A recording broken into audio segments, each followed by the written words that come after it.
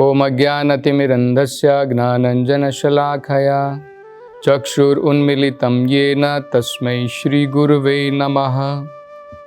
नमो ओम विष्णुपादाय कृष्णपृष्ठाय भूतले श्रीमते भक्तिवेदान्तस्वामिन् इति नामिने।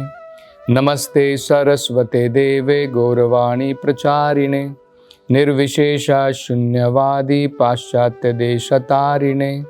जय श्री कृष्ण चैतन्य प्रभु नित्यानंद श्री अद्वैत गदाधर श्रीवासदि गौर भक्तवृंद।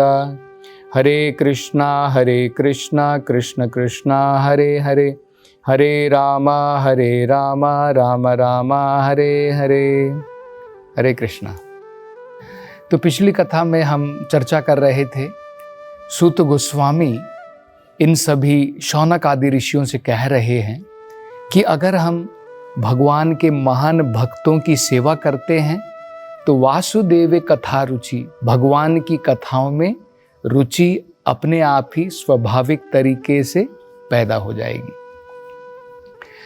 अब हमारे मन में ये प्रश्न हो सकता है कि भगवान की कथा हम सुनेंगे, भगवान की कथा अगर हम ध्यान पूर्वक सुनते हैं तो क्या हमें भगवान की प्राप्ति भगवान की कथा मात्र सुनने से हो सकती है?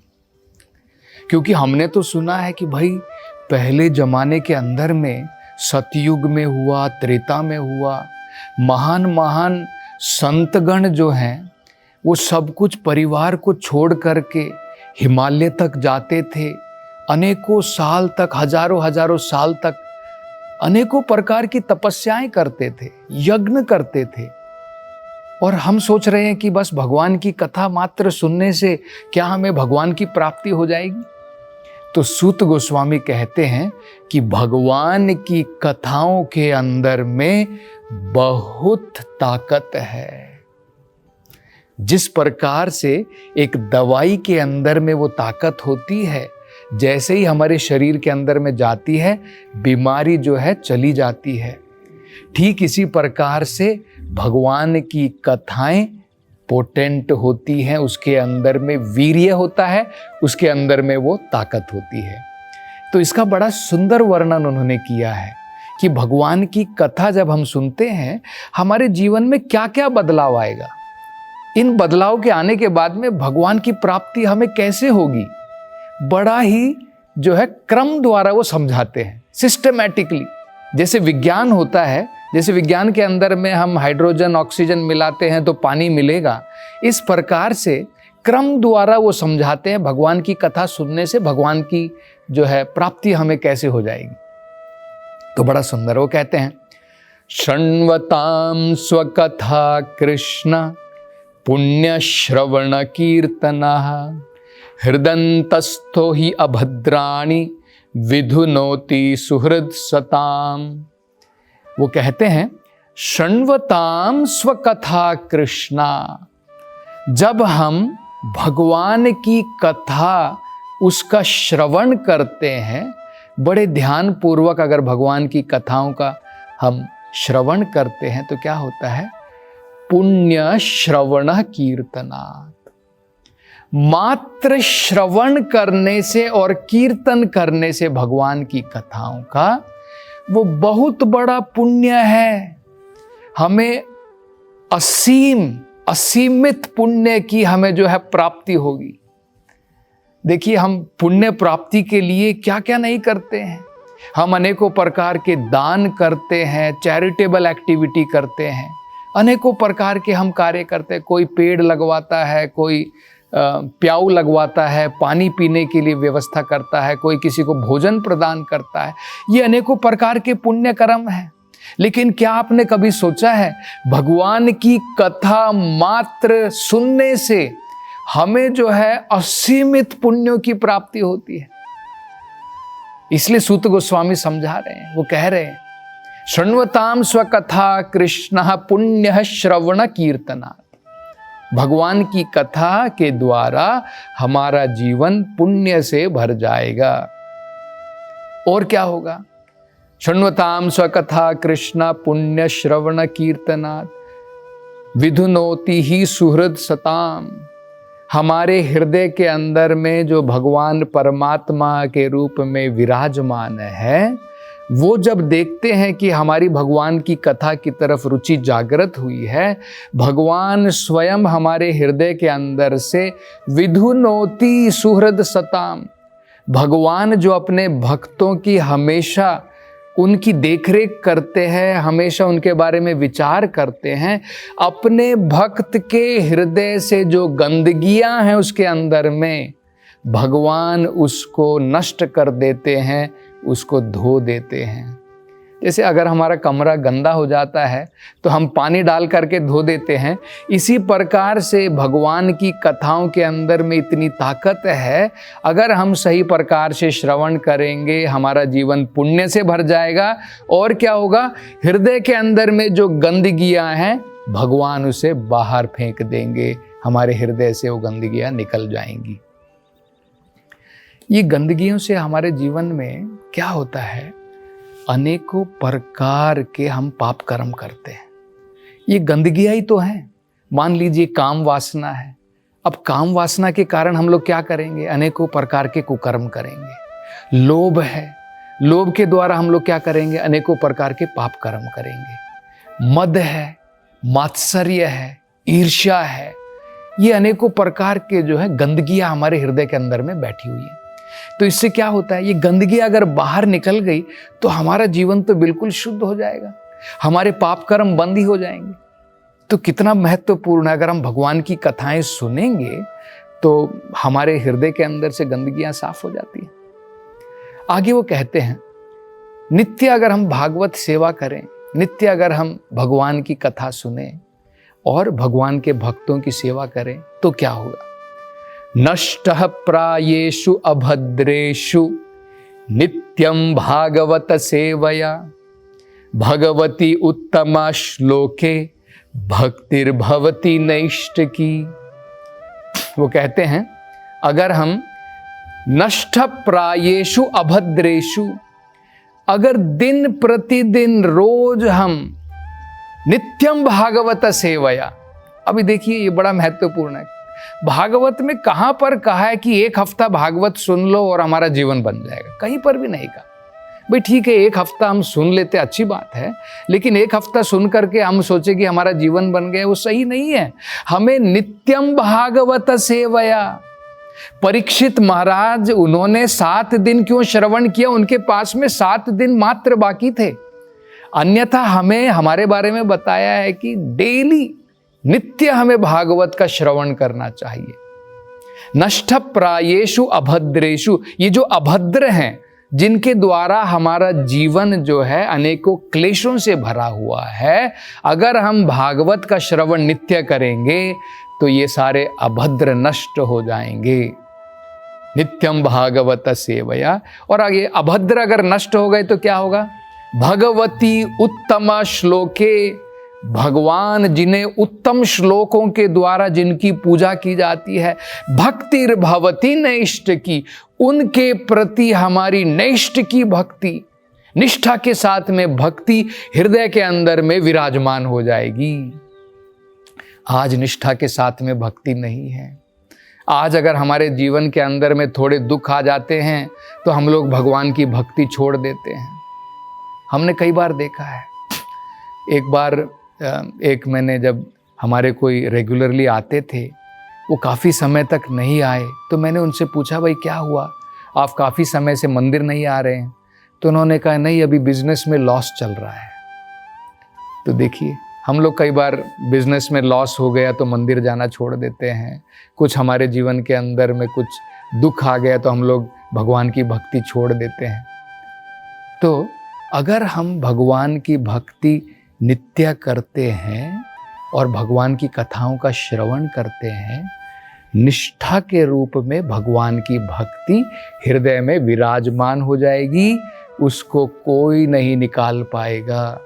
वो इन छोटी छोटी मोटी जो भी हमारे जीवन के अंदर में कुछ अप्स एंड डाउन्स आते हैं, कभी हम ऊंचे जाते हैं, कभी नीचे गिर जाते हैं, इनके द्वारा भगवान की भक्ति के ऊपर कोई बाधा नहीं पड़ेगी। ये जो है सूत गोस्वामी बताते हैं। आगे कहते हैं, तदा रजस्तमो भाव काम लोभ दयश्च ये चेते एतिर अनाविद्धम स्थितम सत्वे प्रसीदति।